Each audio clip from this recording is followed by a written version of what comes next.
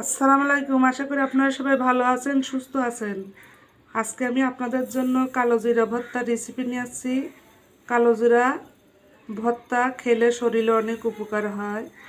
ব্যথা বেদনা থাকলে এগুলো ভালো হয়ে যায়। কালো জিরা একটা ওষুধের মতো কাজ করে। চলুন যাই কিভাবে ভর্তা করতে হবে। প্রথমে কালো জিরাগুলো ভেজে নেব। কালো জিরা যখন ফুটতে শুরু করবে তখনই নামাই নেবেন। খুব একটা বেশি ভাজা যাবে না, ভাজলে তিতা হয়ে যাবে।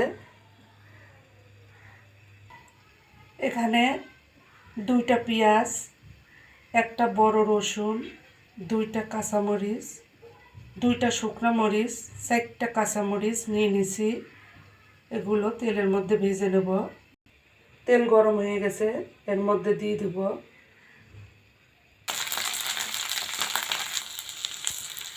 দেব স্বাদ মতো লবণ।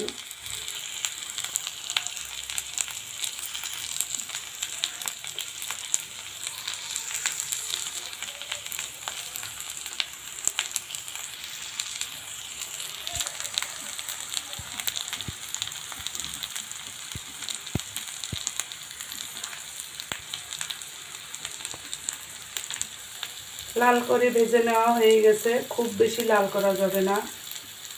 এখন নামাই নিব। শিলপাটাতে প্রথমে আগে কালো জিরা বেটে নেব। কালো জিরা বেটে নেওয়া হয়ে গেছে, এখন পেঁয়াজ রসুন দিয়ে দিব। পেঁয়াজ রসুন সবগুলো ভাজা ছিল, এগুলো দিয়ে দিছি। এবারে কালো জিরার সঙ্গে বেটে নেব। বাটা হয়ে গেছে, একটা পাত্রতে তুলে নিব। হয়ে গেল কালো জিরা ভর্তা তৈরি করা।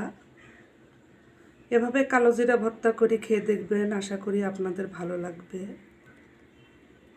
আপনারা সবাই ভালো থাকুন, সুস্থ থাকুন। এরপরে দেখা হবে নতুন কোনো রেসিপি নিয়ে। আজকে এখানে শেষ করলাম। আল্লাহ হাফেজ।